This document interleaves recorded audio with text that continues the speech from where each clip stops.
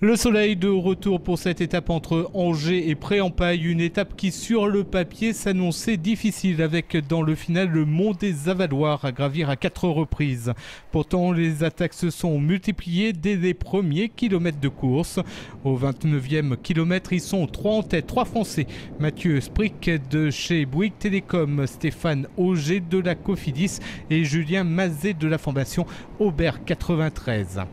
L'échappée compte jusqu'à 3 minutes 12 d'avance au kilomètre 58 sur un peloton emmené par les hommes du maillot jaune David Lelay. Un écart qui se stabilise, pourtant les 3 fuyards collaborent dans de bonnes conditions.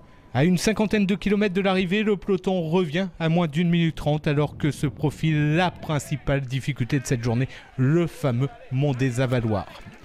L'ascension est fatale aux 3 hommes de tête, mais également à de nombreux coureurs qui perdent rapidement le contact avec le reste du peloton. Les plus forts tentent de sortir à chaque passage, mais la descente qui suit permet le regroupement. Et finalement, un petit groupe parvient néanmoins à se détacher. C'est Anthony Roux de la Française des Jeux qui s'impose devant son coéquipier Benoît Vaugrenard. Ah là, je suis trop heureux. Première victoire chez les pros, là, ça fait du bien. Moi, je suis arrivé un peu mal placé au premier tour et j'ai monté de tour en tour, quoi. J'étais pas très bien au début d'étape, puis après, ça a été mieux sur la fin.